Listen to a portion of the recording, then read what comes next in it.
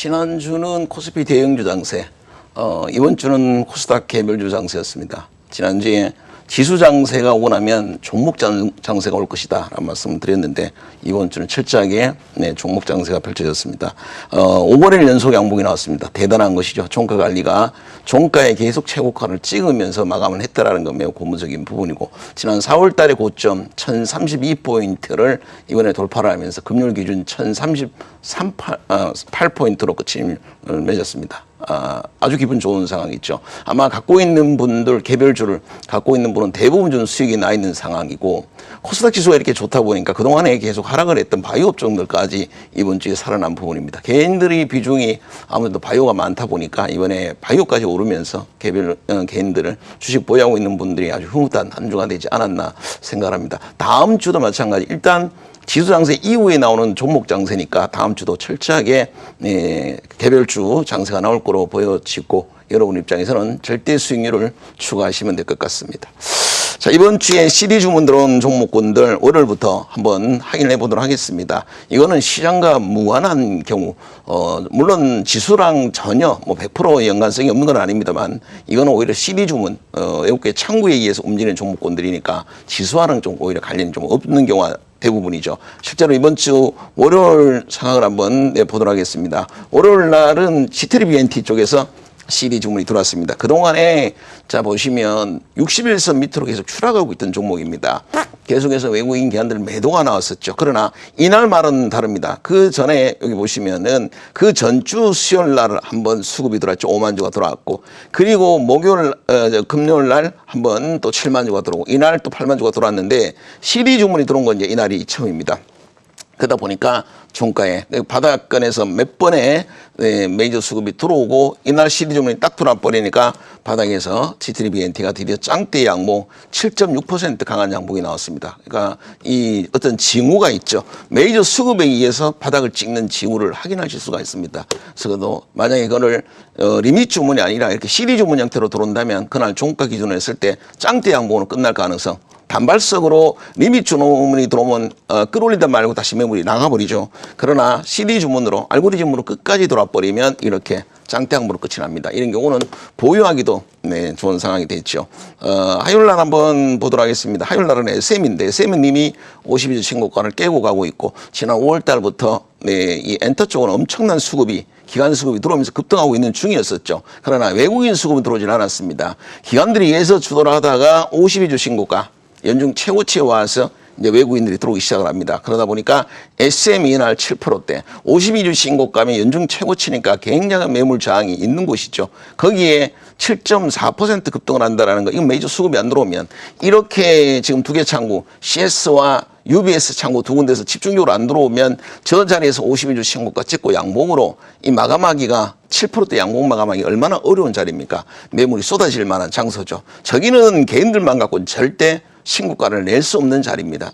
그게 여러분들 CD용을 보셨다면 SM은 중간중간에 비싸다고 느꼈죠.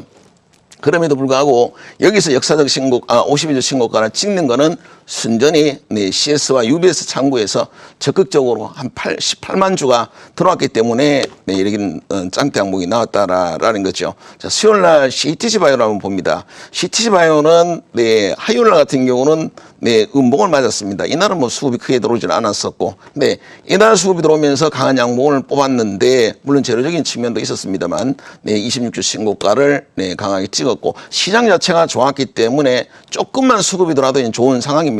웰크로나한테 같은 경우도 자, 이게 다음 날은 아마 조금 무너졌을 건데 이날만큼 또 52주 신고가를 찍었습니다. 여기 보시면 JP모건이 무려 25만 주가 들어왔습니다. 이게 25만 주가 들어온 자리가 거의 없었다가 들어오니까 52주 신고가를 찍었습니다. 시장이 좋은데 조금만 거들어주면 이렇게 장 끝날 때까지 3시 이후까지 돌아버리니까 종가 기준 최고가로 마감을 할 수 있었고요. 금요일 날 같은 경우는 한컴 MDS가 급등을 하는 상황입니다. 자, 물량 규모는 많은 건 아니지만 워낙 거래량이 많지도 않았었고, 그동안에는 1000주 단위로 거래되다가 이날만 JP모건이 37,000주가 들어오니까 6% 급등을 했고, 이 자리가 바로 52주 신고가를 찍는 자리가 됐습니다. 그래서 이거 보시면 여러분이 이제 보셔야 될 부분이 그런 부분이죠. 시장은 사실 무시해도 좀 됩니다. 그러나 이 외국계 창구가 들어오고 그 다음에 외국계 창구가 하긴 했는데 이들이 이런 식으로 장 끝날 때까지 계속 꾸준하게 들어오는지 이게 사실 확인이 굉장히 중요합니다. 이걸 확인을 안 하면 시리즈문 검색 기능이 보질 않으면 어떤 일이 생기냐면 지금 5만 주라도 조금 전에 17만 주에서 예를 들어서 뭐 10만 주로 그리고 5만 주로 이런 식으로 진행이 되고 있는지도 모르죠. 갑자기 만약에 뭐 5만 주 샀다가 15만 주 샀다가 다시 5만 주로 됐을지도 모르죠. 그러니까 이 그래프를 꼭 볼 필요가 있습니다. 지속적으로 사느냐. 이게 이제 핵심이라 보시면 되는 거고요. 네, 금요일 한번 종목군을 보도록 하겠습니다. 시리 검색기에서 자동으로 쭉 잡힌 종목들입니다. 이들 종목의 특징은 일봉을 딱 보면 일봉이 변동성이 없습니다. 그리고 위에 꼬리가 별로 없죠. 그거는 종가가 거의 최고가로 끝이 났다라는 거죠. 여기 보시면 외국인들 기관들도 물론 중요합니다. 그러나 CD 주문 관점에서는 외국계 창구를 보는 것이니까 물론 이것이 외국인 집계로 누적으로 외국인 잡히고 나중에 10시부터 시작을 해서 한 5번 정도 기관 수급이 들어옵니다. 기관들까지 들어오면 더없이 좋은 것이죠. 그러나 일단 이것이 알고리즘 매매로 들어오느냐 여부는 외국계 창구를 보는 게 훨씬 더 중요합니다. 그 다음에 외국인과 기관은 누적이니까 시간이 있다가 잡히는 것이고 이런 종목은 개장하고 나서 한 5분 10분 만에 잡아야 되는데 5분 10분 동안에 외국인 같은 경우는 집계가 9시 20분에 첫 매수가 들어옵니다. 기관들은 10시가 되어야 첫 매수가 들어오죠. 근데 이 외국계 창구 들어오는 CD 주문 들어오자마자 5분 10분 만에 딱 잡아야 되는 건데 그걸 언제 기다리겠다는 거죠. 누적을. 그래서 여러분들이 외국계 필드로 올려놓고 그걸 또 아까 그래프로 이게 실시간으로 한 2번, 3번 정도 들어오면서 그래프가 그려져야 되겠죠. 그래프로. 어떤 경우는 아침에 동시효과에 한 20만 주 딱 들어오고 장 끝날 때까지 20만 주 있는 경우가 있습니다. 잘 보면 20만 주를 계속 사고 있는 줄 뭐 만 주, 2만 주, 3만 주 이렇게 사고 있는 줄 알지만 단발성으로 20만 주 딱 들어오고 안 들어와 버립니다. 그러면 주가 그러면요. 먹고 들어가야 되는데 먹고 들어가는 게 없죠. 그럼 제자리 그대로 있는 것이죠. 그래서 이게 CD 주문으로 그래프가 나와야 된다는 거지. 요거를 꼭 여러분들 한번 확인을 하셔야 되는 겁니다. 한번 종목들을 보면서 이들 종목이 실제로의 CD 주문 관점에서 한번 보도록 하겠습니다. 여기 보시면 큰손 수급 차트를 잘 보시라는 거죠. 지금 이 종목은 SL 바이오닉스 같은 경우는 지금 몇 프로 날라갔어요. 보시면 거의 뭐 10% 가까운 급등이 있었습니다. 그죠? 근데 종가가 최고가로 끝이 났습니다. 어쨌든 완벽한 패턴은 아니죠. 10시 50분까지밖에 안 들어왔으니까 이때까지 들어오고 그 이후로는 어떤 이유에서든 오파 받은 물량이 끝났을 수도 있고 주가가 원하는 가격을 넘어서서 안 들어올 수도 있습니다. 그래서 장은 끝날 때까지 들어오면 분명히 CD 주문입니다. 근데 장 끝날 때까지 안 들어오면은 이거는 리밋 주문 어느 정도 가격을 제시한 거 아닌가, 그 가격을 넘어서 버리니까 사지 않는 거 아닌가 이런 생각이 들 수도 있겠죠. 그래서 완벽한 패턴은 아닙니다만은 종가로 최고가로 끝났으니까 아마 리밋 주문은 아닌 것 같고요. 여기 보시면은 카프로 같은 경우는 아침에 9시부터 시작을 해서 11시까지 딱 들어왔습니다. 그리고 더 이상 들어오지 않고 있죠. 52주 신고가를 깨는 자리니까 일단 아침에는 들어갈 수는 있죠. 그 다음에 11시 이후로 안 들어오니까 내가 이거를 팔든지 갖고 가는지 이제 그 다음에 결정을 해야 될 문제고, 그러나 아침에 몇 번 연달아 직선 형태로 쫙 나왔겠죠. 한 5분, 10분 만에 쫙 직선 형태로 나왔을 겁니다. 이 누적이 되면서 나오는 거니까.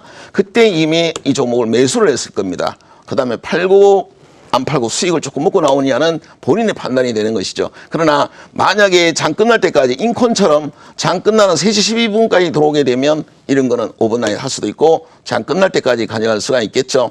애니제는 패턴이 제일 좋습니다. 물량은 많지는 않아도 장 끝날 때까지 물량이 꾸준하게 들어왔다는 점이고, 지금까지 본 것 중에 가장 이상적인 한라가 되겠죠. 한라는 장 끝나는 동시효과까지 13시 18분까지 들어간 건 확인됐고 종가 최고가로 끝이 났습니다. 6%대 끝이 났으니까 거의 CD 주문일 가능성이 높고, 조금 전에 보셨던 한컴도 장 끝나는 9시 15시 19분 3시 20분까지 들어왔었던 것고요. 현대 이지열은 요 부분은 2개 창구 중에서 1개 창구는 아마 요 부분에서 매물이 좀 나갔던 것 같고, 하나 창구는 CD 주문이 계속 작동하고 있지 않았나 생각합니다. 26주 신고가로 끝이 났는데요. 하나만 더 보도록 하겠습니다. 여기 보시면 지금까지 본 것 중에서 가장 패턴으로 보면 가장 잘게 나누어서 장 끝날 때까지 꾸준하게 들어오고, 이 형태가 직선 형태로 나올수록 여러분이 보유하기가 좋은 상황입니다. 과실소 옵틱스가 그러지 않았나 생각합니다. 네, 여기까지 하겠습니다.